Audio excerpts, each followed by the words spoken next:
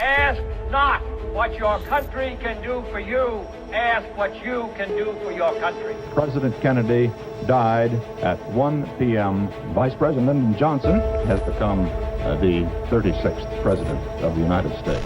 I didn't shoot anybody, sir. I haven't been told what I'm here for. I'm just a patsy.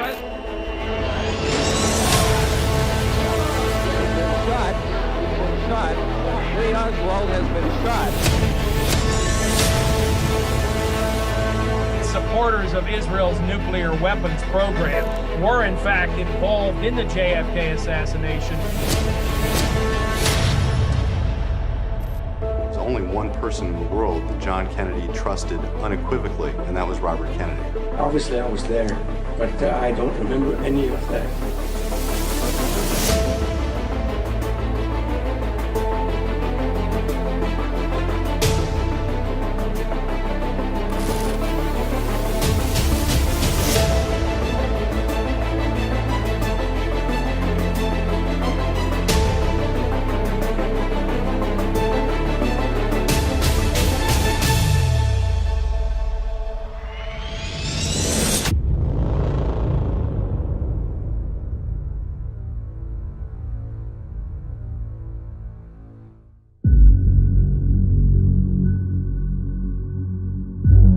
Just after midnight on the 6th of June 1968, Senator Robert Kennedy, candidate to the presidency of the United States, was shot in a back room of the Ambassador Hotel in Los Angeles. He had just been celebrating his victory at the California primaries, which made him the most likely Democratic nominee for the presidential election.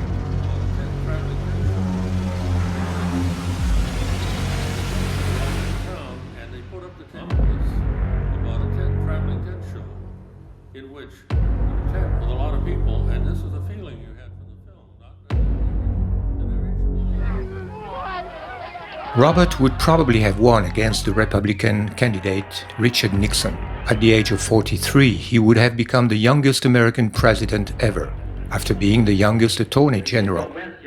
His death opened the way for Richard Nixon, who could finally become president 8 years after being beaten by John F. Kennedy.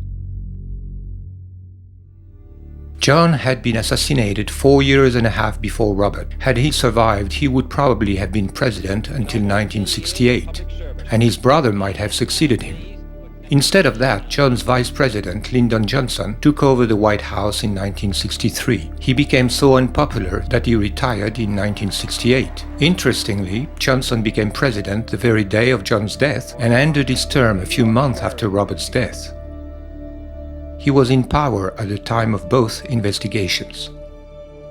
Both investigations are widely regarded as cover-ups. In each case, the official conclusion is rife with contradictions.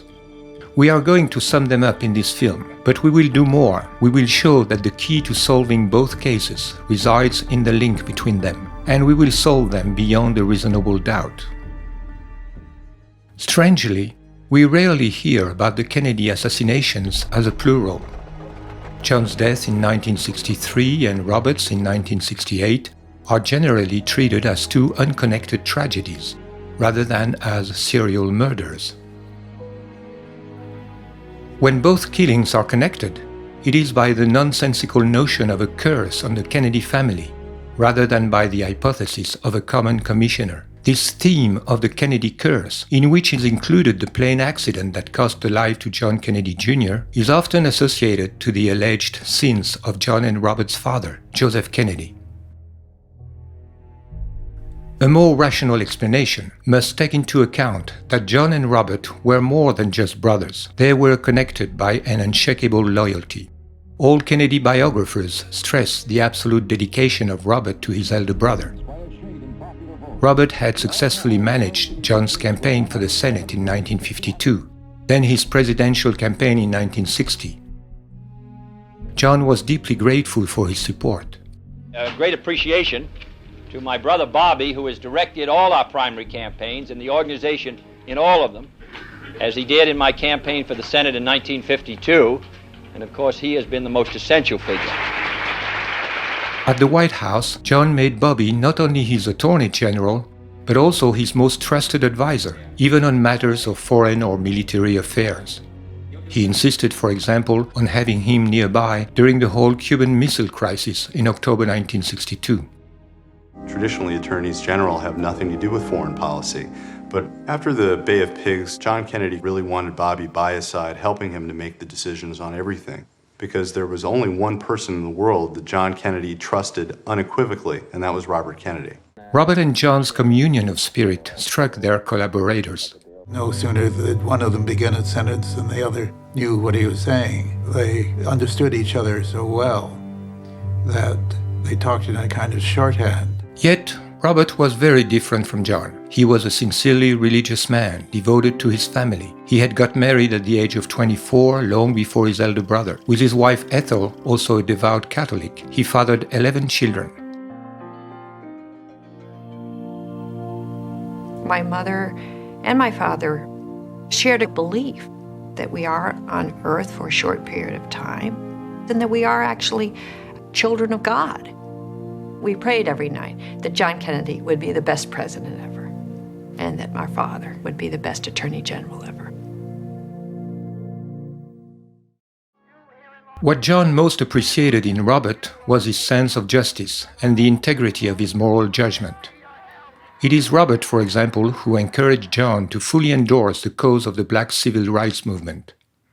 We are confronted primarily with a moral issue. It is as old as the scriptures and is as clear as the American Constitution. The heart of the question is whether all Americans are to be afforded equal rights and equal opportunities. Whether we are going to treat our fellow Americans as we want to be treated.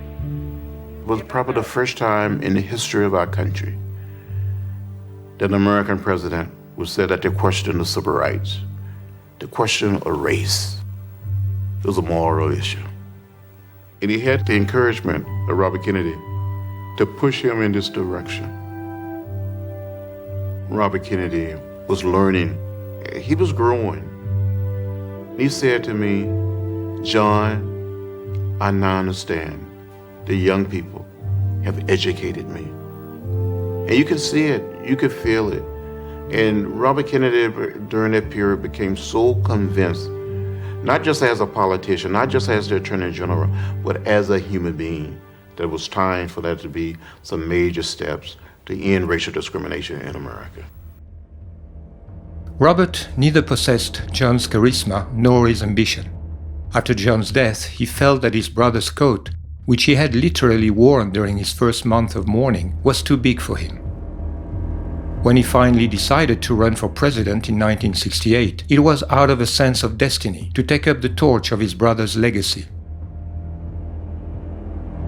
Robert knew that he was, in the eyes of millions of Americans, the legitimate heir to the murdered king, as well as his avenger. His public appearances led to displays of enthusiasm never seen before for a presidential candidate, and his total lack of concern for his own security only increased his prestige.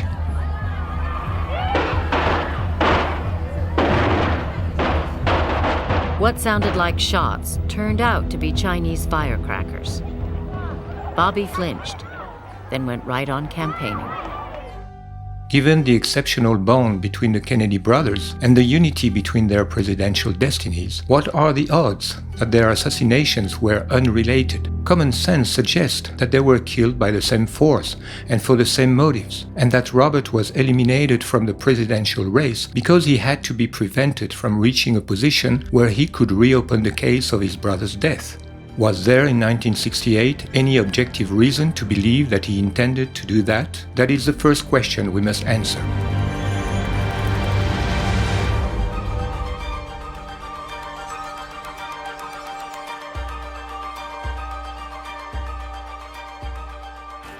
Did Robert Kennedy plan to reopen the investigation on his brother's assassination? That question has been positively answered by David Talbot in his book Brothers, The Hidden History of the Kennedy Years, published in 2007 by Simon & Schuster. Talbot shows that Robert had never believed in the conclusion of the Warren Commission report that Lee Harvey Oswald was the sole assassin of his brother. His son, Robert Kennedy Jr., recently confirmed it. Knowing what to expect from Johnson, Robert had refused to testify before the Warren Commission, but he was compelled to write a statement saying that he knew of, quote, no credible evidence to support the allegations that the assassination of President Kennedy was caused by a domestic or foreign conspiracy, end of quote. To his close friends who asked him why he wouldn't voice his doubt publicly, he said, "There is nothing I can do about it, not now." Robert was alienated and closely monitored by the new president, Lyndon Johnson, and his friend, FBI Director Edgar Hoover. Although still officially Attorney General, he knew he was powerless against the forces that had killed his brother. Yet, Robert lost no time to start his own investigation. A mere week after JFK's death, November 29, Bill Walton, a friend of the Kennedys, traveled to Moscow and passed to Nikita Khrushchev via a trusted agent a message from Robert and Jacqueline Kennedy. According to the memo found in the Soviet archives in the 1990s by Alexander Fursenko and Timothy Naftali, Robert and Jackie wanted to inform the Soviet leader that they believed John Kennedy had been, quote, the victim of a right-wing conspiracy, that only RFK could implement John Kennedy's vision, and that the cooling that might occur in US-Soviet relations because of Johnson would not last forever. At the same time, Robert started his own investigations. He first asked CIA Director John McCone, a Kennedy friend, to find out if rogue agents within the agency had anything to do with the plot. Then, in March 1964, suspecting a vengeance from organized crime, he contacted mobster Jimmy Hoffa, his sworn enemy, whom he had battled for 10 years, and whom he suspected of having taken revenge on his brother. A face-to-face encounter was organized between the two men on an airport runway, and Robert came out convinced of Hoffa's innocence. Robert also asked his friend Daniel Moynihan to search for any complicity in the Secret Service, responsible for the president's security. With the publication of the Warren Commission report, Robert had the confirmation that he could not expect anything from his government as long as Johnson was in power. He also knew that his own investigations were under surveillance. He contacted a former MI6 officer that he knew from the time his father had been ambassador in London. This British officer, in turn, contacted some trusted friends in France. With the tacit support of Charles de Gaulle, arrangements were made for two French intelligence operatives to conduct, over a 3-year period, a quiet investigation that involved hundreds of interviews in the United States. Their report, replete with innuendo about Lyndon Johnson and right-wing Texas oil barons, was delivered to Bobby Kennedy only a month before his own assassination in June of 1968. After Bobby's death, the last surviving brother, Senator Ted Kennedy, showed no interest in the material. The investigators then hired a French writer to edit the material into a book under the pen name of James Hepburn. The book was first published in French under the title L'Amérique brûle, then in English under the title Farewell America. Robert Kennedy had planned to run for the American presidency in 1972, but the escalation of the Vietnam War precipitated his decision to run in 1968. I am announcing today my candidacy for the presidency of the United States. Another factor may have been the opening of the investigation by New Orleans District Attorney Jim Garrison in 1967. Garrison was allowed to view Abraham Zapruder's 8mm film confiscated by the FBI on the day of the assassination. This film, despite evident tampering, shows that the fatal shot came from the front of the president, and therefore not from the schoolbook depository located behind him, where Oswald was supposed to be shooting from. I looked at the wound again. I wanted to know and remember this the rest of my life. And the rest of my life, I will always know he was shot from the front. The Warren Commission investigation concluded the shots came only from behind. Dr. Crenshaw says they're wrong. The bullet struck about where and passed about where? From here, right, through. Although the official report suppressed their testimonies, many witnesses said that shots were fired from behind a fence on what is known as the grassy knoll, which was on the right front of the limousine at the moment of the shooting. Pourtant, au cours de son enquête, la commission Warren a écarté toutes les preuves de coups de feu provenant du Gracie Knoll. Mais les témoignages sont là. The shot came from behind the wooden fence. There's no doubt whatsoever in my mind. Garrison would later claim that Robert gave him a discreet message of support through a common friend, letting him know that he was going to, quote, blow the whole thing wide open when he is president. Robert also confided to his friend William Atwood, then editor of Look magazine, that he, like Garrison, suspected a conspiracy, but that he couldn't do anything until he gets control of the White House.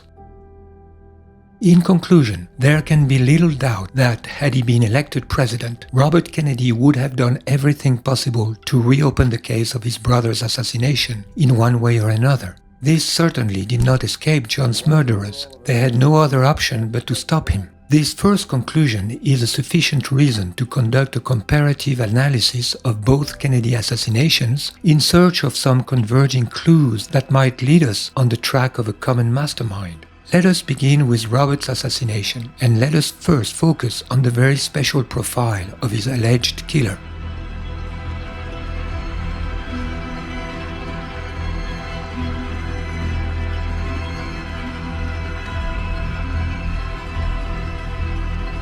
Just hours after Robert's assassination, the press was able to inform the American people not only of the identity of the assassin, but also of his motive and even of his detailed biography.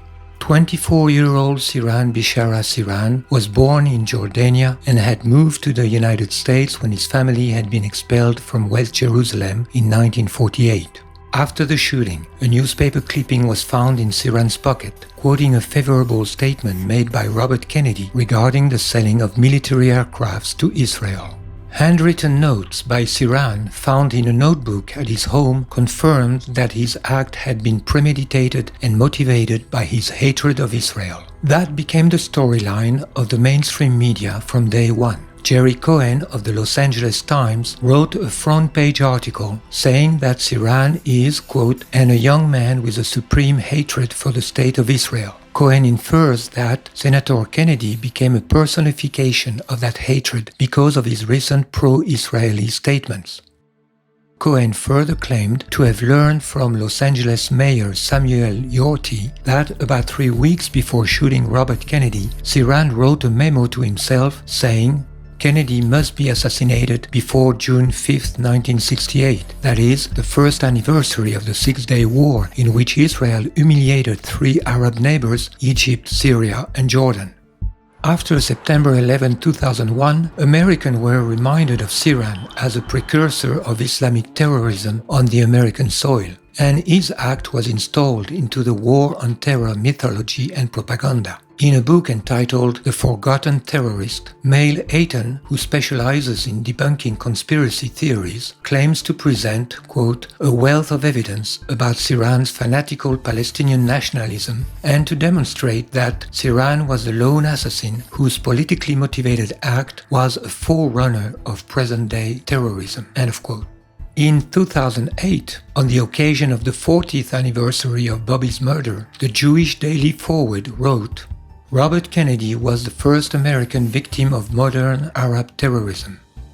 One cannot help but note the parallel between Kennedy's assassination and the terrorist attacks of September 11, 2001.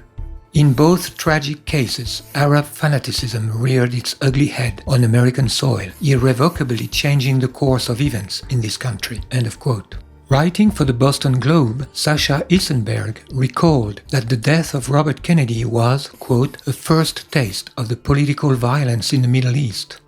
He quotes Harvard professor Alan Dershowitz as saying it was perceived as an act of violence motivated by hatred of Israel and of anybody who supported Israel. It was in some ways the beginning of Islamic terrorism in America. It was the first shot. End of quote. The fact that Sirhan was from a Christian family was lost on Dershowitz. The Jewish Forward took care to mention it, only to add that Islamic fanaticism ran in his veins anyway. Quote, but what he shared with his Muslim cousins, the perpetrators of September 11, was a visceral, irrational hatred of Israel. There is something suspicious in this insistence on making the assassination of Robert Kennedy a crime against Israel. But let us, for the moment, take these declarations seriously, and let us try to understand what kind of anti-Zionist Palestinian terrorist was Sirhan. While studying his case more closely, perhaps we can learn something about the very nature of the Arab terrorism that has now become a familiar leitmotif of the mainstream narrative in our post-9/11 world. The first question is, did Sirhan really kill Robert Kennedy?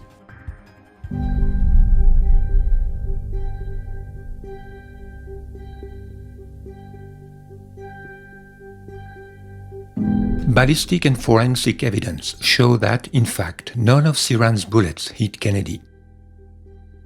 According to the autopsy report of Chief Medical Examiner Dr. Thomas Noguchi, who confirms it in his memoirs, Robert Kennedy was hit by 3 bullets, while a 4th went through his coat. All these bullets were shot from behind Kennedy, 2 of them under his right armpit following an upward angle, and the 3rd, the fatal bullet, behind his right ear at point-blank range. One gunshot wound was found behind right ear, and there were abundance of a powder deposit on the edge of the right ear, and after test firing the similar weapon, we came to conclusion that the muzzle distance would be a 1 inch from the right ear edge and no more than 3 inches. Yet, the sworn testimonies of 12 witnesses established that Robert had never turned his back on Sirhan and that Sirhan was 5 to 6 feet away from his target when he fired. Moreover, Sirhan was physically overpowered by Karl Uecker after his second shot, and although he continued pressing the trigger mechanically, his revolver was then not directed towards Kennedy. By tallying all the bullet impacts in the pantry and those that wounded 5 people around Kennedy, it can be established that at least 12 bullets were fired, while Sirhan's gun carried only 8. Finally, a computer analysis of audio recordings during the shooting, made by engineer Philip van Praag in 2008, confirms that 2 guns are heard. 13 shot sounds over a little bit over a 5-second interval of time. There are 2 shots and then a pause of about 1 1/3 seconds, and then a flurry of succeeding shots. The primary point that people need to recall is that the capacity of Sirhan's gun was 8 shots. He did not have time to reload. And so anything more than 8 shots proves there had to be a second gun firing within that kitchen pantry, period. We have strong evidence based upon this audio tape of 13 shots, 2 double shots, the make and the model of the gun, and the directionality of those shots into the back of Robert Kennedy. All this evidence has been gathered by attorney William Pepper in a 58-page file submitted in 2011 to the Court of California with a request that Sirhan's case be reopened. Bob was hit with 4 bullets were fired at him from the rear now. 2 went through, 1 through the shoulder pad and 1 through the chest cavity that lodged in a ceiling tile that was actually behind Sirhan, where Sirhan was standing. So the senator, the shots from the senator were from behind, and the tracing of the bullets was slightly upward. So that's where the assassin was firing, and that's where he was standing behind the senator. And we have a view as to who that person was, but a good deal more probing and evidentiary work has to be done. If Sirhan did not kill Robert Kennedy, then who did? The presence of a second shooter was indicated by several witnesses and reported on the same day by a few news outlets. En ce qui concerne les agresseurs, ici à Paris, d'après les informations que nous transmettent les agences de presse, on dit qu'il y en aurait 2. There are strong suspicions that the second shooter was Thane Eugene Caesar, a security guard hired for the evening by the Hotel Ambassador owned by Meyer Schein. Caesar was stuck behind Kennedy at the time of shooting. Several witnesses saw him draw his pistol, and one of them, Don Schulman, positively saw him fire.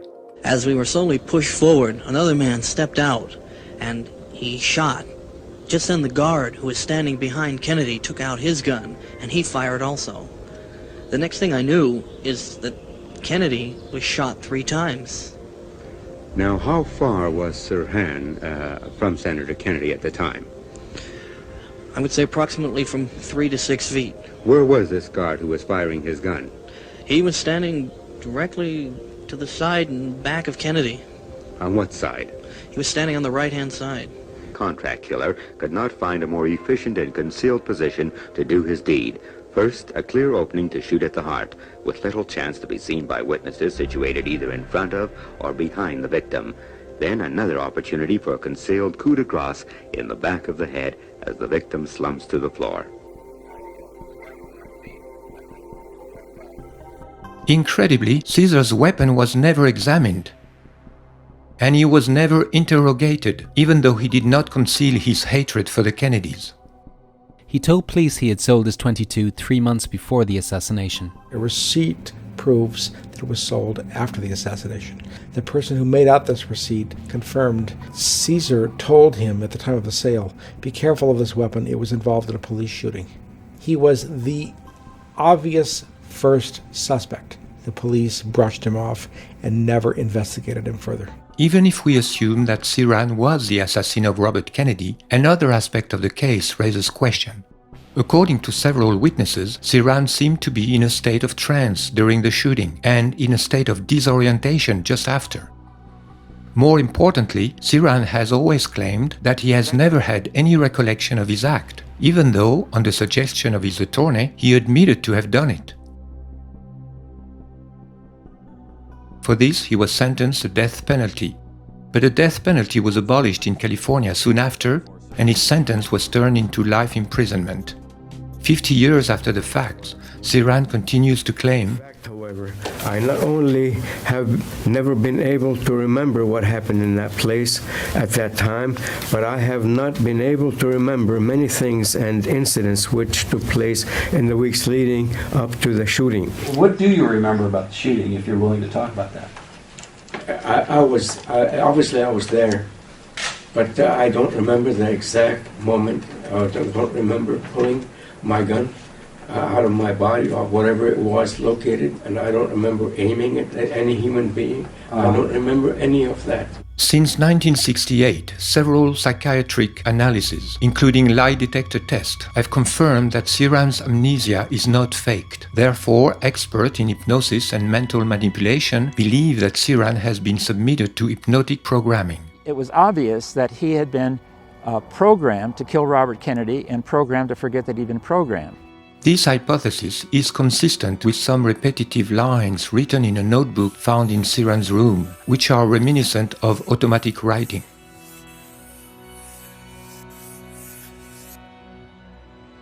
In 2008, Harvard University professor Daniel Brown, a noted expert in hypnosis and trauma memory loss, interviewed Sirhan for a total of 60 hours. And concluded that Sirhan, who belongs to the category of high hypnotizables, acted involuntarily under the effect of hypnotic suggestion. His action of firing the gun was neither under his voluntary control nor done with conscious knowledge, but is likely a product of automatic hypnotic behavior and coercive control." End of quote. During his sessions with Dr. Brown, Sirhan could remember having been accompanied by an attractive woman before suddenly finding himself in a shooting range with a weapon he did not know. According to Brown's report, quote, Sirhan responded to a specific hypnotic cue given to him by that woman to enter range mode, during which Sirhan automatically and involuntarily responded with a flashback that he was shooting at a firing range at circled targets. End of quote. Months after Sirhan recalled these details, attorney William Pepper was able to prove that, just days before the assassination, Sirhan had visited a firing range accompanied by an unknown instructor and had signed the register. With the help of Professor Brown, Ciran was also able to remember that his instructor had a falling moustache, which fits the description of famous hypnotist William Joseph Bryan Jr., whom other evidence also incriminates. Bryan makes no secret of having worked for the Air Force in the brainwashing section. His biggest claim to fame was to have exposed by hypnosis the Boston strangler Albert DeSalvo, who thereafter confessed to the crime. Bryan often bragged about it.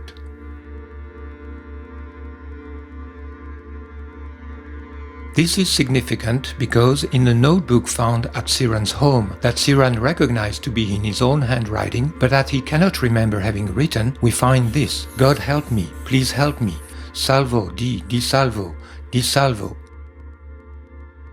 It is surmised that he heard the name while under hypnosis. You have to have the person locked up physically to have control over them. You have to use a certain amount of physical torture involved. And there is also the use of long-term hypnotic suggestion, probably drugs, whatever, and so on. Under these situations where you have all this going for you, like the prison camp and so on, yes, you can brainwash a person to do just about anything. What I'm speaking about are the innumerable instances that we ran into when I was running the country's brainwashing and anti-brainwashing programs. We know that in the 1960s, American military agencies were experimenting on mental control. Dr. Sidney Gottlieb, son of Hungarian Jews, directed the infamous CIA MK-Ultra project, which, among other things, was trying to answer questions like, can a person under hypnosis be forced to commit murder? According to a declassified document dated May 1951. We also know that Ciran was attending meetings of occultist circles, practicing mental experiments, and this may have created opportunities to submit him to hypnotic programming. Israeli journalist Ronen Bergman has recently revealed that in May 1968, the month preceding Robert Kennedy's assassination, the Aman, the Israeli military intelligence, was planning to assassinate Yasser Arafat by hypnotically programming a Palestinian. The idea was proposed by a Navy psychologist named Binyamin Shalit, who claimed that, quote, if he was given a Palestinian prisoner, one of the thousands in Israeli jails, with the right characteristics, he could brainwash and hypnotize him into becoming a programmed killer. He would then be sent across the Jordan, join the Fatah there, and, when the opportunity arose, do away with Arafat. End of quote. The proposal was approved. Shalit selected a 28-year-old Palestinian from Bethlehem, whom he judged easily suggestionable. The operation failed, but it proved that in 1968, precisely, Israel was experimenting methods of assassination identical to the one used against Robert Kennedy.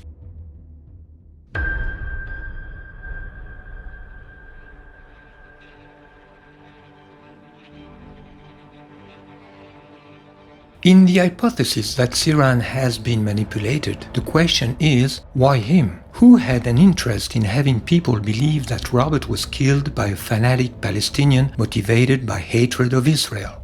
Israel, of course. But then we are faced with a dilemma. For why would Israel kill Robert Kennedy if Robert Kennedy was supportive of Israel? That would logically exclude Israel from the list of suspects. The dilemma rests on a misleading assumption, which is part of the deception. In reality, Robert Kennedy was not pro-Israel. He was simply in an electoral campaign. As everyone knows, a few good wishes and empty promises to Israel are an inescapable ritual in such circumstances. Robert's statements did not exceed the minimal requirements. It is claimed that Ciran had in his pocket a newspaper clipping from the May 27 issue of Pasadena's Independent Star News, mentioning that Robert Kennedy had declared in an Oregon synagogue, quote, the United States should, without delay, sell Israel the 50 Phantom jets she has so long been promised, end of quote. But the author of this article, David Lawrence, underlined how little credit should be given to Robert's electoral promises. His article, entitled Paradoxical Bob, began like this: presidential candidates are out to get votes, and some of them do not realize their own inconsistencies. All things considered, there is no ground for believing that Robert Kennedy would have been, as President of the United States, particularly friendly to Israel. The Kennedy family, proudly Irish and Catholic, was not known to be very appreciative of Jews. Joe Kennedy had been notoriously critical of Jewish influence during the Second World War. While ambassador in London from 1938 to 1940, he had supported the appeasement policy of British Prime Minister Neville Chamberlain toward Hitler. When Roosevelt was about to enter the war, he had resigned and declared that he intended, quote, to devote my effort to what seems to me the greatest cause in the world today, to help the president keep the US out of the war, end of quote. During John's presidential campaign, Menahem Begin's party, Erut, wondered publicly if the father, Joe Kennedy, quote, did not inject some poisonous drops of anti-Semitism in the mind of his children, end of quote. In his Pulitzer Prize-winning book Profiles in Courage, published in 1956, Kennedy had declared his admiration for Senator Robert Taft, who, by calling the Nuremberg military trials of 1946 a shameful parody of justice, had sacrificed his political future. We will talk later about John Kennedy's tense relationship with the State of Israel. As for his brother, he had not been in his brother's government a particularly pro-Israel Attorney General. He had infuriated Zionist leaders by supporting an investigation led by Senator William Fulbright of the Senate Committee on Foreign Relations aimed at registering the American Zionist Council as a foreign agent, subject to the obligations defined by the Foreign Agents Registration Act of 1938, which would have considerably hindered its efficiency. After the assassination of John Kennedy, the American Zionist Council escaped this procedure, and its lobbying division, the American Israel Public Affairs Committee, AIPAC, became the most powerful lobby in the United States and an indispensable instrument for the corruption and intimidation of American elected officials and for the control of American foreign policy. It was Nicholas Katzenbach, whom Johnson put at the head of the Department of Justice to replace Robert Kennedy, who buried the case against the American Zionist Council. Katzenbach is also known as having strongly recommended to the new President Lyndon Johnson a commission of inquiry to establish as soon as possible that Oswald was the only assassin of Kennedy. In conclusion, it is only by an outrageous hypocrisy that the Jewish Daily Forward could write on June 6, 2008, quote, in remembering Bobby Kennedy, let us remember not just what he lived for, but also what he died for, namely the precious nature of the American-Israeli relationship, end of quote. Robert Kennedy's death had not been a bad thing for the American-Israeli relationship. As a US president, would Robert have saved Israel from disaster in 1973, like Nixon and Kissinger, by providing her with unlimited military support against Egypt? It is unlikely. Rather, Robert Kennedy was a great loss for the Arab world, as had his brother John before him. Of course, the fact that the Zionist media lied when granting Robert Kennedy some kind of posthumous certificate of goodwill towards Israel and thereby provided Israel with a kind of fake alibi is not a sufficient reason for accusing Israel of having murdered Robert. Even the fact that the masterminds of the plot chose as their programmed instrument an anti-Zionist Palestinian and thereby stirred a strong anti-Palestinian feeling among Americans at the same time as getting rid of Robert, does not prove that Israel was involved. What is lacking for a serious presumption is a plausible motive, and the motive of Robert's assassination, as we said before, must be found not in what Robert was declaring publicly during his campaign, but rather in what he confided only to his close friends, his intention to reopen the investigation on his brother's death. What would an unbiased investigation conducted under the supervision of Robert in the White House have revealed? This is what we must now determine.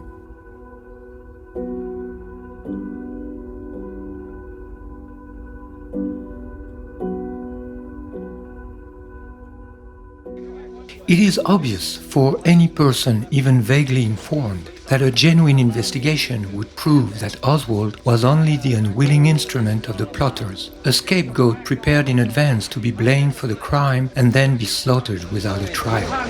I'm just a patsy. We will not here review the evidence which contradicts the official thesis of the lone gunner. They can be found in numerous other books and films. Just as notorious is the theory according to which the plot to kill Kennedy originated from the CIA, or rather from a secret network within the CIA in collusion with extremist elements in the Pentagon. That thesis looms the largest among conspiracy theories found in books, articles, and films that have been produced for 50 years since the Kennedy assassination. Rather than examining one by one all the arguments of this theory, we shall here trace back its origin. If the trail of the CIA is such a well-trodden path among Kennedy researchers, it is because it has been cut and marked by the mainstream media themselves, as well as by Hollywood. And that began even before the assassination, on October 2, 1963, with an article in the Washington Daily News picked up by the New York Times chief Washington correspondent Arthur Kroc. The article denounced the CIA's unrestrained thirst for power and quoted an unnamed, very high official who claimed that, quote, even the White House could not control it any longer, and that if the United States ever experiences an attempt at a coup to overthrow the government, it will come from the CIA and not from the Pentagon, end of quote. Without saying so, Kroc was letting his readers believe that the very high official whom he quoted was none other than the president himself, who was sending a message to the public via the press. In such a way, the New York Times was planting a sign a month and a half before the Dallas killing, pointing to the CIA as the most likely instigator of the upcoming coup. The sign said, "The president is going to fall victim of a coup, and this will come from the CIA." In the 1970s, the mainstream media and publishing houses again played a major role in steering conspiracy theorists toward the CIA trail, while avoiding any hint of Israeli involvement. One major contributor to that effort was the Israeli-American Alan Weberman, a close associate to Jewish Defense Organization, with his 1975 book, Coup d'État in America, The CIA and the Assassination of John F. Kennedy, co-authored by Michael Canfield. Weberman acknowledged Richard Pearl's assistance in his investigation. This book contributed to the momentum that led the House Select Committee on Assassinations to reinvestigate in 1976 the murders of JFK and Dr. Martin Luther King, with a special focus on the CIA and organized crime. It is also in this context that Newsweek journalist Edward J. Epstein published an interview of George de Mohrenschildt, a Russian geologist and consultant for Texan oilmen who had befriended Oswald and his Russian wife in Dallas in 1962. De Mohrenschildt admitted that Oswald was introduced to him at the instigation of a CIA agent. The problem is that de Mohrenschildt was in no position to confirm or deny the words that Epstein ascribed to him. He was found dead a few hours after giving the interview. De Mohrenschildt's death was ruled a suicide. The sheriff's report mentions that in his last month he complained that, quote, the Jews and the Jewish mafia were out to get him. Needless to say, Epstein didn't mention anything about this. We should also mention author Mark Levin by his real name. He was the first to incriminate the FBI and the CIA directly in his articles and then in a 1966 book, Rush to Judgment, which received considerable media coverage. Lane was adamant that the CIA was a culprit in his last book, published in 2011, Last Word, My Indictment of the CIA in the Murder of JFK. That Israeli agents have been instrumental in spreading conspiracy theories targeting the CIA has become evident with Oliver Stone's film JFK, released in 1991, starring Kevin Costner in the role of District Attorney Jim Garrison. This film, which shook public opinion to the point of motivating the President John F. Kennedy Assassination Records Collection Act of 1992, was produced by Arnon Milchan, described in a 2011 biography as being from his youth, quote, one of the most important covert agents that Israeli intelligence has ever fielded. Milchan was working in particular to boost Israel's nuclear program. In 2013, Milchan publicly revealed his extended activity as a secret agent of Israel. It is therefore no wonder that Stone's film gives no hint of the Mossad connection that Garrison had stumbled upon. All these examples demonstrate that the charges against the CIA have been the subject of considerable investment by authors who are predominantly Jewish and benefited from an effective echo chamber in the mainstream press. The mainstream news and entertainment industry engaged in double-dealing. While ostensibly defending the official theory of the lone gunner on the front page, they channeled the skeptic's scrutiny towards the CIA. This is a typical strategy of Israel, occupying the ground of protest and creating a rigged debate excluding any reference to Israel. The contradiction of the official thesis is maintained focus on the CIA, the military-industrial complex, or any other 100% American organization by an elite of militants whose primary motivation is the preservation of the interest of the Jewish community. In fact, the CIA conspiracy theory suffers from a crippling contradiction. According to it, the purpose of killing Kennedy was to create a pretext for invading Cuba, something that Kennedy had always refused to do. With Oswald groomed as a pro-Castro communist, the Dallas shooting was staged as a false flag attack to be blamed on Cuba, according to the CIA theory. But then, why did no invasion of Cuba follow Kennedy's assassination? It is because Johnson, we are told, thwarted the plot's ultimate aim to start World War III. This is to ignore the tremendous amount of evidence accumulated against Johnson. In fact, I believe the CIA thesis was originally pushed forward to counter the more natural and more popular thesis of a conspiracy headed by Johnson with Hoover's complicity. Another weakness in the CIA theory is the fact that researchers following this lead seem unable to come to any agreement about the mastermind of the plot. In fact, one of the names that come up most often is James Jesus Angleton, the head of counterintelligence within the CIA. Professor John Newman writes about him in Oswald and the CIA, quote, "No one else in the agency had the access, the authority, and the diabolically ingenious mind to manage this sophisticated plot." But, as a matter of fact, Angleton was also the Mossad liaison for the CIA, as head of the CIA's Israel office, and he is widely recognized as having been an Israeli mole. One of his biographers, Tom Mangold, states, Angleton's closest professional friends overseas came from the Mossad, and he was held in immense esteem by his Israeli colleagues and by the State of Israel, which was to award him profound honors after his death. Moreover, it has been revealed by reporter Joe Trento of the Sunday News Journal that it was Angleton himself who, in the 70s, played a key role in keeping the CIA under scrutiny by leaking to the press a secret memo he had written himself about the embarrassing presence of CIA agent Howard Hunt in Dallas on November 22, 1963.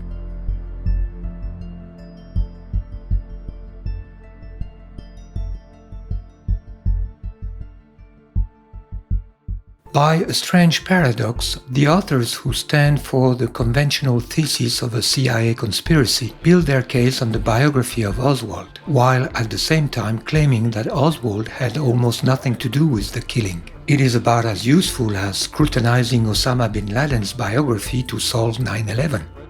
If Oswald was just a patsy, as he claimed, the quest for the real culprits must logically begin by investigating the man who shot Oswald 2 days after his arrest in the Dallas police station, thus preventing a judgment that would have revealed the weakness of the accusation against Oswald.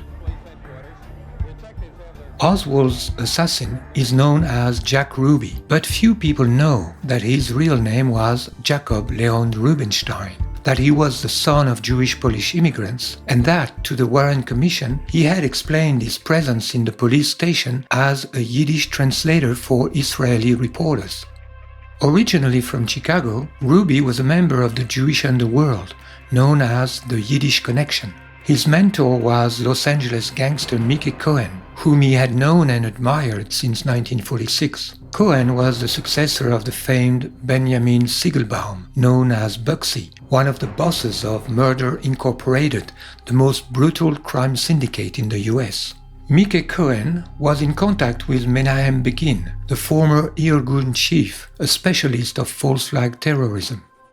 Cohen was infatuated with the Zionist cause, as he explained in his memoir, quote, Now I got so engrossed with Israel that I actually pushed aside a lot of my activities and done nothing but what was involved with this Irgun war." End of quote. We also know that Ruby phoned Al Gruber, a Mickey Cohen associate, just after Oswald's arrest. Most probably, that is when he received an offer that he couldn't refuse, for reasons possibly linked to his heavy debt. Ruby died from a rapidly spreading cancer in 1967, so he wouldn't have been around for a new trial under Robert Kennedy's presidency. Yet his Irgun connections and some of his recorded statements were highly disturbing. Ruby's defense lawyer William Kunstler wrote in his memoir that Ruby told him he had killed Oswald, quote, "for the Jews," and Ruby's rabbi Hillel Silverman received the same confession when visiting Ruby in jail. Ruby is only an intermediary link in a conspiracy that begins with the ambush of Dallas, extends to the cover-up of the Warren Commission, and involves a pact of silence with the directions of the major media. At every level of the conspiracy, we find the fingerprints of the Israeli deep state. Let's begin with the Dallas ambush.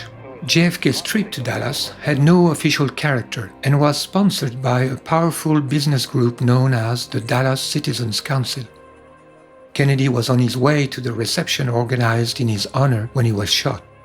The Dallas Citizens Council was a powerful group dominated by Jewish businessmen like the wealthy Julius Shepps, described by Brian Edward Stone in The Chosen Folks, Jews on the Frontiers of Texas as, quote, "a member of every synagogue in the city and de facto leader of the Jewish community," end of quote. Abraham Zapruder, the man who filmed the assassination of John Kennedy and sold his film for $150,000 to Life magazine, was also a member of the Dallas Citizens Council. He was a clothing manufacturer whose headquarters happened to be located in the Dallas Textile Building, or Daltex, where one of the snipers' nests was located, according to JFK researchers who have studied the firing trajectories. Interviewed the same day on television, Zapruder could not hide his satisfaction.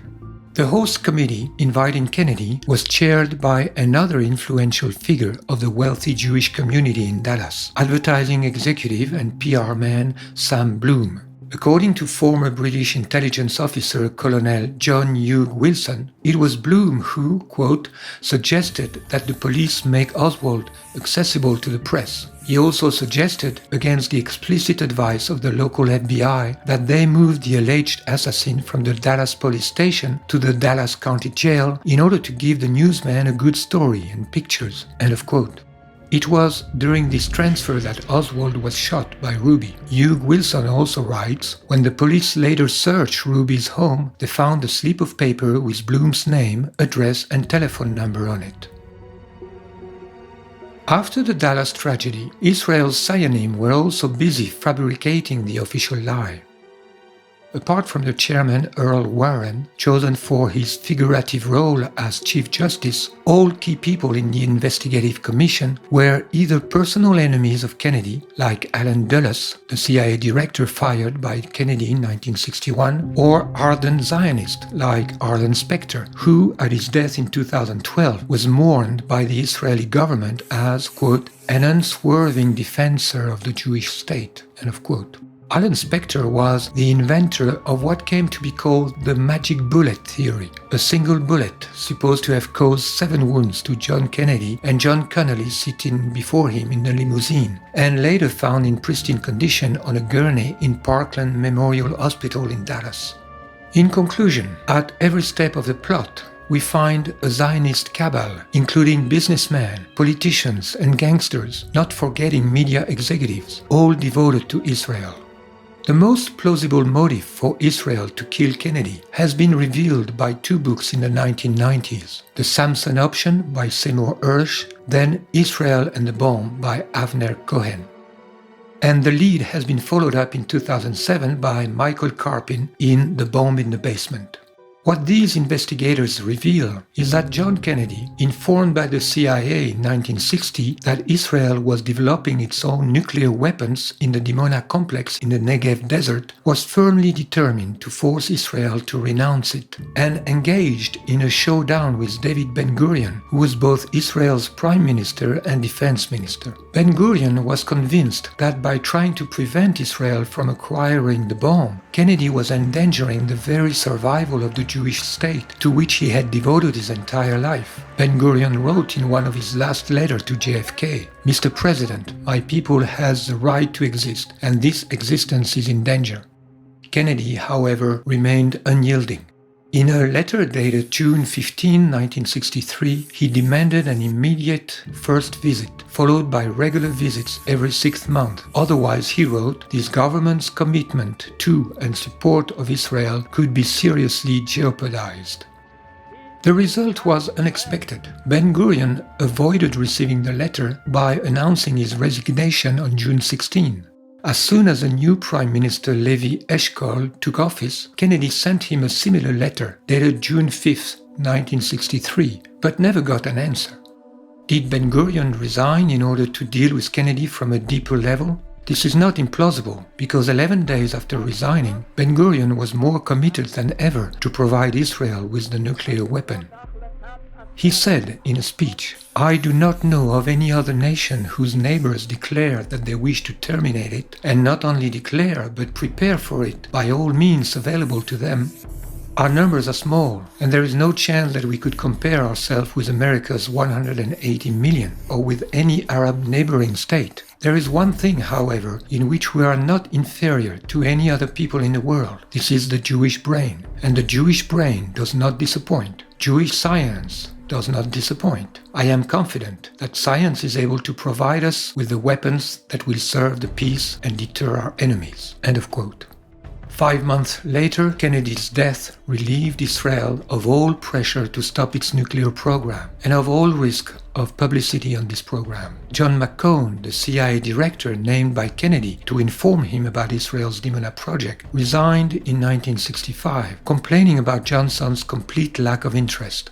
According to historian Stephen Green, perhaps the most significant development of 1963 for the Israeli nuclear weapons program occurred on November 22. On a plane flying from Dallas to Washington, D.C., Lyndon Johnson was sworn in as the 36th President of the United States following the assassination of John F. Kennedy. Lyndon Johnson's White House saw no Dimona, heard no Dimona, and spoke no Dimona when the reactor went critical in early 1964. End of quote.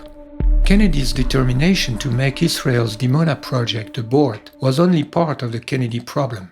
Kennedy had committed himself to Arab heads of state to support UN Resolution 1994 for the right of return of the 800,000 Palestinian refugees expelled in 1947-48.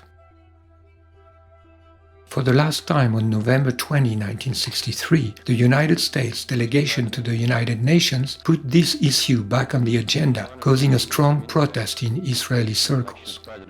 On top of that, since the first month of his presidency, Kennedy behaved very warmly toward Nasser, Israel's worst enemy. Historian Philip Muhlenbeck writes, "While the Eisenhower administration had sought to isolate Nasser and reduce his influence through building up Saudi Arabia's King Saud as a conservative rival to the Egyptian president, the Kennedy administration pursued the exact opposite strategy. After Kennedy's death, American foreign policy was reversed again, without the American public being aware of it. Johnson cut the economic aid to Egypt and increased the military aid to Israel, which, according to Stephen Green, reached $92 million in 1966, more than the total of all previous years combined. For 50 years, the Israeli trail in the Kennedy assassination has been smothered, and anyone who dares mention it is immediately ostracized. American Congressman Paul Findlay nevertheless wrote in March 1992 in the Washington Report on Middle East Affairs, "It is interesting to note that in all the words written and uttered about the Kennedy assassination, Israel's intelligence agency, the Mossad, has never been mentioned." End of quote. One single author has seriously investigated that trail, Michael Collins Piper, in his 1995 book Final Judgment, The Missing Link in the JFK Assassination Conspiracy. Piper was largely ignored by the mainstream of the Kennedy Truth Movement, but his work has made a strong impact. In 2013, in his foreword to a collection of letters by Kennedy, including those addressed to Ben-Gurion about Dimona, Martin Sandler writes about Piper's work, "Of all the conspiracy theories, it remains one of the most intriguing." End of quote. It is in fact a theory widespread in Arab countries. Libyan leader Muhammad Gaddafi believed it. كينيدي الذي قرر أن يفتش مفاعل ديمونة وأصر على تفتيشه ليتأكد من أنه يصنع أسلحة ذرية وإلا لا، ورفض الإسرائيليون، وأخيرا أصر هو على التفتيش. كان المخرج من هذه الأزمة هو استقالة بن-غوريون، استقال حتى لا يوافق على تفتيش مفاعل ديمونة، وأعطى الضوء الأخضر بقتل كينيدي، وهكذا قتل كينيدي بسبب مفاعل ديمونة وإصراره على تفتيشه. بسبب إصراره على تفتيشه قتل كينيدي. On September 23, 2009, Gaddafi had the guts to demand a new investigation in front of the General Assembly of the United Nations. قضية تطرح في الجمعية العامة لابد أن نطلق صراحة.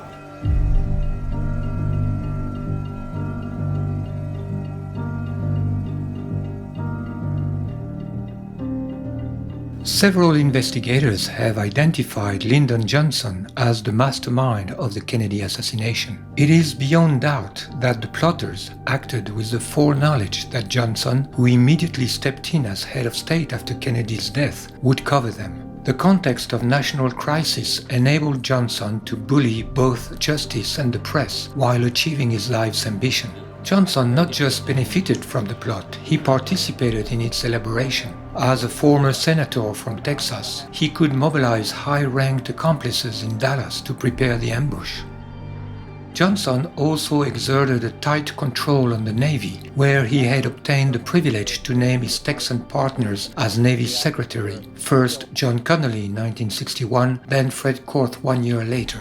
Johnson's connection to the Navy is an important aspect of the case, because it is under the control of Navy officers that Kennedy's counterfeit autopsy was performed in Washington, after his body had been literally robbed at gunpoint from Parkland Hospital in Dallas.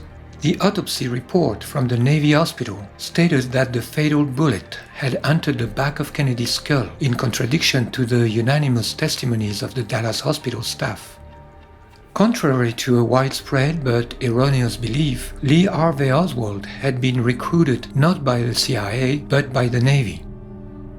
He was a Marine, and as a Marine he had worked for the Office of Naval Intelligence, ONI.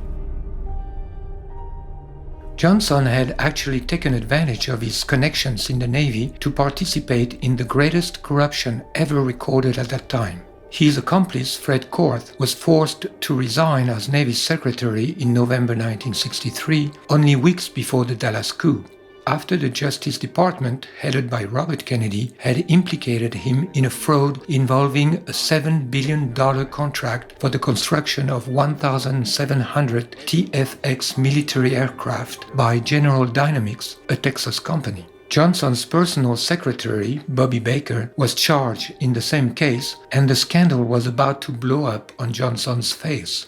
Because of this mounting scandal and other suspicions of corruption, Kennedy was determined to change vice president for his upcoming re-election campaign. While in Dallas the day before the president's visit, Richard Nixon publicized the rumor of Johnson's removal, as the Dallas Morning News reported on the morning of November 22. Instead, Johnson became president that very day. Many Americans immediately suspected Johnson's involvement in the Dallas coup, and all the more after the publication in 1964 of a book by James Evetts Haley, A Texan Look at Lyndon,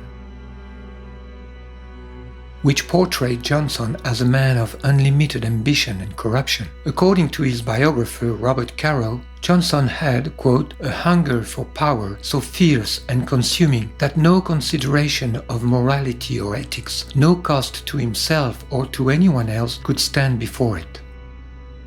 Robert Kennedy himself suspected Johnson, whom he had always despised and mistrusted. He is reported as saying, "Johnson lies all the time. I'm just telling you, he just lies continuously about everything. In every conversation I have with him, he lies. As I've said, he lies even when he doesn't have to." End of quote. Through the years, a great amount of evidence and testimonies have been gathered against Johnson in the killing of John Kennedy. The evidence incriminating Johnson does not conflict with the evidence against Israel. Both trails converge in the person of Jack Ruby. The hypothesis that Ruby acted with knowledge of Johnson's involvement is a likely explanation for some of his odd statements to the Warren Commission. He insisted on being brought to Washington to speak directly to Johnson and added, "There will be a certain tragic occurrence happening if you don't take my testimony and somehow vindicate me so my people don't suffer because of what I have done." End of quote. He said that he feared that his act would be used, quote, to create some falsehood about some of the Jewish faith, end of quote, but added that, quote, "maybe something can be saved if our president, Lyndon Johnson, knew the truth from me," end of quote. Ruby seemed to have attempted to send a message to Johnson through the commission, or rather a warning that he might spill the beans about Israel's implication if Johnson did not intervene in his favor. We get the impression that Ruby expected Johnson to get him out of prison, just as in 1952 Johnson had managed to avoid prison for his killer Malcolm Wallace, although found guilty of first-degree murder on Johnson's sister's lover who had tried to blackmail Johnson. Yet Johnson did nothing to get Ruby out of jail, and Ruby was sentenced for life. Ruby's sense of betrayal explains why in 1965, after giving a brief press conference, Ruby implicitly accused Johnson of Kennedy's murder. I want to correct what I stated before. He was vice president. Remember I said he was vice president? Yes, I did when I mentioned about Adelaide Stevens. If he was vice president, there would never have been an assassination of our beloved President Kennedy. Would you explain again? Well, the answer is the man in office now. Ruby's full statement to the Warren Commission was leaked to journalist Dorothy Kilgallen and published in the New York Journal American in August 1964. Kilgallen also interviewed Jack Ruby and boasted afterwards of being about to break the real story and publish the biggest scoop in the century. But Kilgallen was found dead by an overdose of barbiturates and alcohol on November 8, 1965. As for Ruby, he was put into solitary confinement and he died in 1967, officially from a rapidly spreading cancer.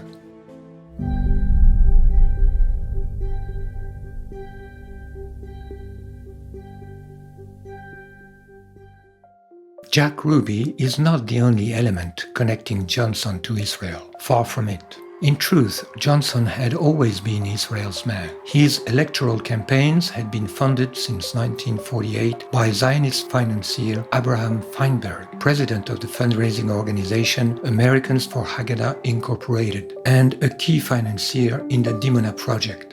It is the same Abraham Feinberg who, after the Democratic primaries in 1960, made the following proposal to Kennedy, as Kennedy himself reported to his friend Charles Bartlett. "We know your campaign is in trouble.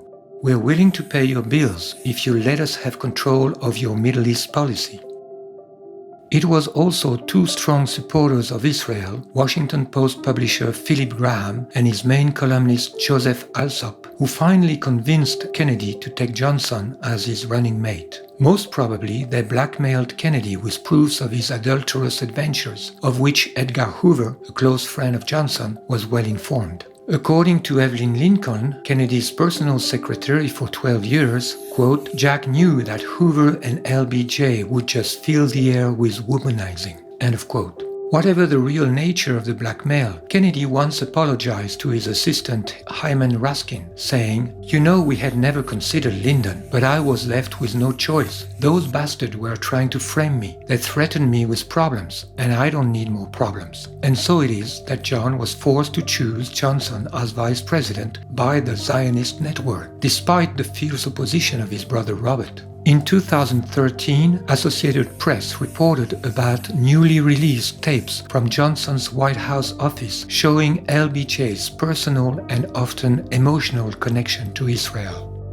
An article from the Five Towns Jewish Times, running under the title Our First Jewish President, Lyndon Johnson, elaborates on that end, and after recalling Johnson's continuous support of Jews and Israel in the 40s and 50s, then his role in the crafting of the pro-Israel UN Resolution 242 in November 67, concludes, President Johnson firmly pointed American policy in a pro-Israel direction. In a historical context, the American emergency airlift to Israel in 1973, the constant diplomatic support, the economic and military assistance, and the strategic bonds between the two countries can all be credited to the seeds planted by LBJ. End of quote. The article also mentions that research into Johnson's personal history indicates that he inherited his concern for the Jewish people from his family. His aunt, Jessie Johnson Hatcher, a major influence on LBJ, was a member of the Zionist Organization of America.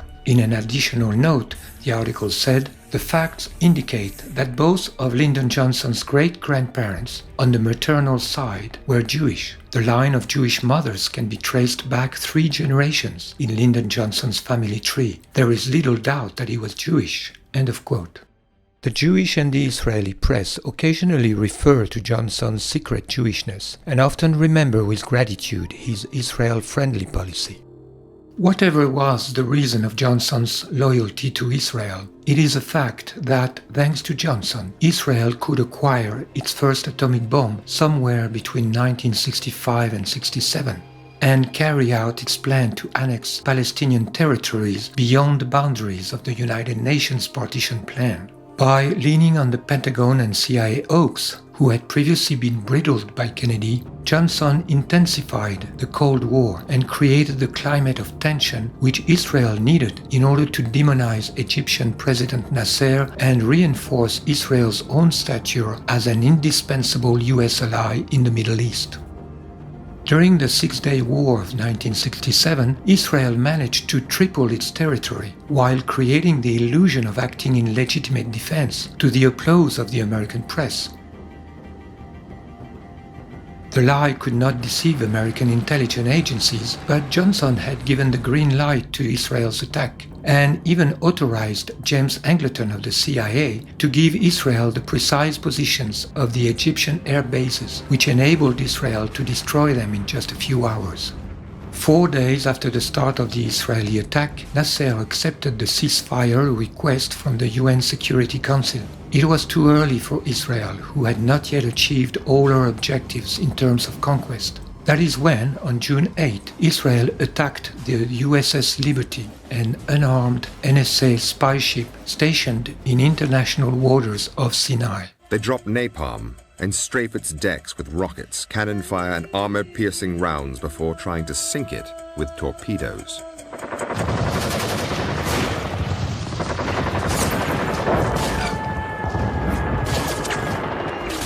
We had no way to defend ourselves, and we're just slaughtered. The ship was bombed, strafed, and torpedoed during 75 minutes by Israeli Mirage jets and 3 torpedo boats, while Johnson from the White House intervened to prohibit the nearby 6th Fleet from rescuing it. Even the lifeboats were machine-gunned. The attack would have been blamed on Egypt if it had succeeded, that is, if the ship had sunk and its crew had been exterminated. The operation would then have given Johnson a pretext for intervening on the side of Israel against Egypt.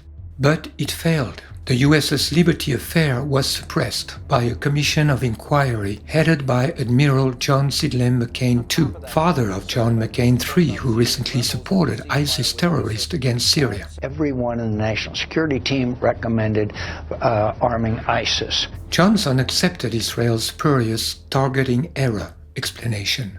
What's more, Johnson rewarded Israel by lifting the embargo on offensive military equipment. US-made tanks and aircrafts immediately flowed to Tel Aviv. This failed false flag attack is evidence of Johnson's secret complicity with Israel, implying high treason against his own country. Many of Johnson's closest friends and advisors were pro-Israeli, and they reported back to Tel Aviv on his every move. The Israeli story constantly shifted to counter whatever new intelligence the White House received. So sensitive were these communications that the Israelis used code names to protect the identity of their White House agents. But for the first time, the members of the ring can be named. Hamlet was $1 million fundraiser for the Democrats. When he rang, Johnson took his calls. He was Abe Feinberg. Menashe was Arthur Goldberg, the U.S. ambassador to the United Nations. Harare was David Ginsburg, a high-profile Washington lawyer who also represented the Israeli embassy. Ilan was Supreme Court Justice Abe Fortas. Lyndon Johnson had dinner with him on the eve of the Six-Day War. The strategy worked. The U.S.-Israeli relationship proved to be stronger than the killing and injuring of more than 200 Americans.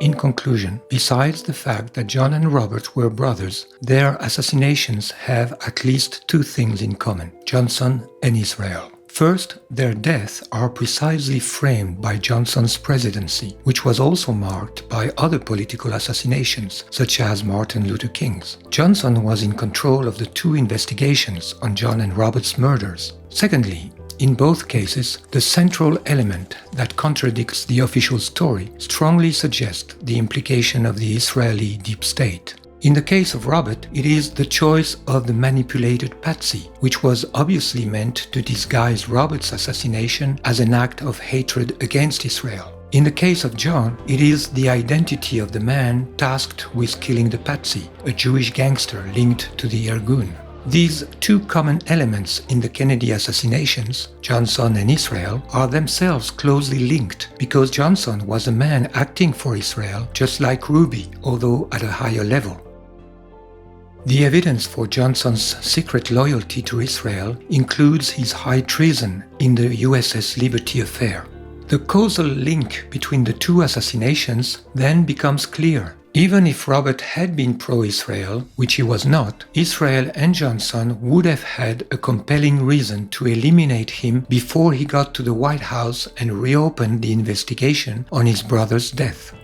In order to solve the mystery of John Kennedy's assassination, we simply have to look into the two other assassinations that are connected to it. On the one hand, the assassination of Oswald, the man whose trial could have exposed the real plotters, and on the other hand, the assassination of Robert Kennedy, the man who would have reopened the case if he had reached the White House. And both of these assassinations bear the signature of the Israeli deep state. The Kennedy assassinations are obsessing the American psyche and corrupting its character. The sense of a terrible truth hidden by the government is making America deeply neurotic, like a repressed family secret affecting the whole personality.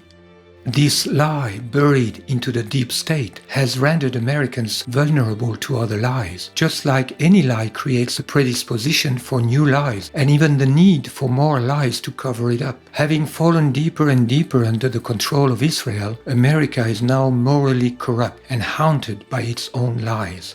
Conversely, exposing one lie will make other lies fall one by one. That explains why there is still today, more than 50 years later, a determination from the corrupt American Zionist-controlled leadership to keep the truth hidden. This is also why unveiling the truth about the Kennedy assassinations is so crucial and will lead inevitably to unveiling the truth about 9/11 and to a new awareness about the other lies by which the United States and the world have been drawn into wars against the enemies of Israel. Carl Jung, the psychologist of the collective unconscious, said that the mythical character of a life expresses that it has a historical significance. The life and death of the Kennedys have such a mythical dimension. The Kennedy dynasty embodied the Irish Catholic root and branches of the American people, with all that it represents in terms of antagonism to English Puritanism, the most Judaized branch of Christianity. This antagonism goes back to the martyr of Ireland under British oppression. During the Second World War, the Republic of Ireland remained neutral, refusing to ally itself to the British. Joseph Kennedy was then a leading figure of the isolationist. Like Charles Lindbergh, he believed that wealthy Jews were pushing the Roosevelt administration into total war against Germany. After the war, an increase in Jewish cultural influence and a decline of the Irish Catholic voice could be observed. In that context, the presidency of John Kennedy was, in the collective psyche and the destiny of the United States, of great spiritual significance.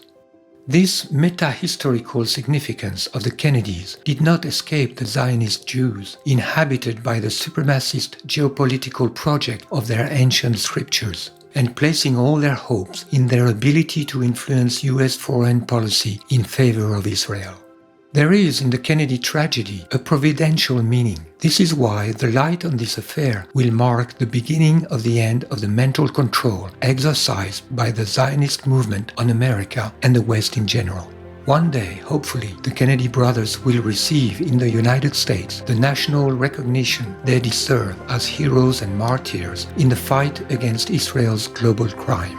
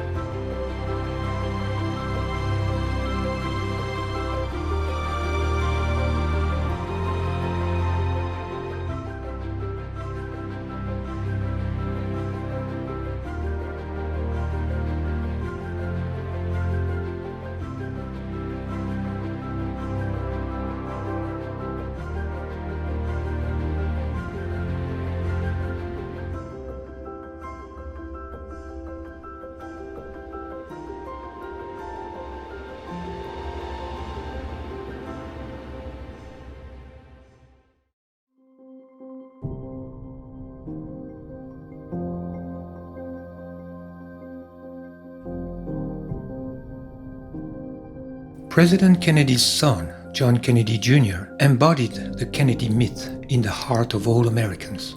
The route seemed traced for him to become president one day. He died on July 16, 1999, with his pregnant wife and his sister-in-law, when his private plane suddenly and mysteriously nosedived into the ocean a few seconds after he had announced his approach on Martha's Vineyards Airport. John Jr. was literally born with the Kennedy presidency. From the minute he came into this world, he had been in the national spotlight. As Americans watched him grow up in the White House, they developed a strong affection for him. The iconic image of little John saluting his father's coffin on the day of his 3rd birthday encapsulated a nation's grief and impressed on millions of Americans the dream of seeing him reclaim the Oval Office one day. For in the American collective psyche, the Kennedys represented royalty and JFK Jr. was the legitimate heir to the throne. In 1995, John launched his political magazine George. Under the appearance of superficiality, it engaged in controversial issues of deep politics that reflected John's interest for conspiracy issues. For example, in December 1996, George was the only mainstream magazine exploring the inconsistencies of the official report on the explosion of flight TWA 800 soon after leaving JFK International on July 17, 1996. The National Transportation Safety Board claimed it was an accident, although 375 witnesses saw 1 or 2 bright flare objects hit the plane, many of them believing it was a missile. Israeli intelligence had actually tried to put the blame on an Iranian missile, but some investigators believed this was in fact a failed Israeli false flag attack designed to force the United States into retaliating against Iran. In March 1997, George published an article by the mother of Yigal Amir, the man convicted of assassinating Israeli Prime Minister Yitzhak Rabin, claiming that her son had been manipulated by Israeli deep state operatives. In October 1998, John Kennedy Jr. released a special conspiracy issue of George magazine, which included an article by film director Oliver Stone. According to testimonies from his friends, John Jr. was haunted by the death of his father and quite knowledgeable about independent investigations about it. At age 39, John was preparing his entry into politics, and he was about to announce it publicly. He had also expressed to his friend his ambition to ultimately reach for the presidency. While trying to shield him from celebrity, his mother Jackie had raised him in the worship of his father and in the idea of his own presidential destiny. According to his biographers, in 1999, John had made up his mind to launch his political career. Given his personality and his immense popularity, he had high chances to make it to the presidency in less than 20 years. John Jr. would have started his political career in New York, the city he loved and that loved him. According to some of his friends, he would have aimed at the seat of governor in 2003.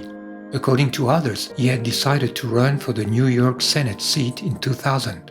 This is the seat that his uncle Bobby had occupied from 1964 to 1968, and that Daniel Moynihan, a former assistant to President Kennedy, was going to leave vacant in 2000. John's chances were great.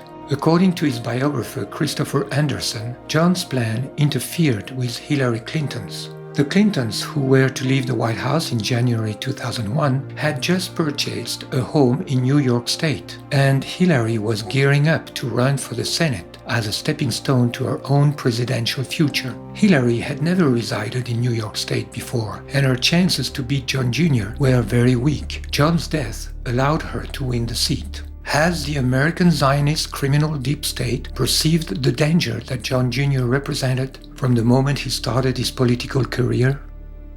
Many elements suggest that his death had not been an accident. Several witnesses testified having heard or seen his plane explode. Its sudden and steep fall cannot be explained as a pilot's error, as claimed by the official report. On the order of President Clinton, the rescue and recovery missions were conducted under national security conditions by the Navy, and the investigation was supervised by the same people in the National Transportation Safety Board who had falsified the investigation on TWA 800. Once the bodies were recovered, no autopsy was conducted. They were cremated and their ashes scattered at sea in a Navy ceremony, although this was not in the tradition of either families. John would certainly have wished to be buried beside his father and mother.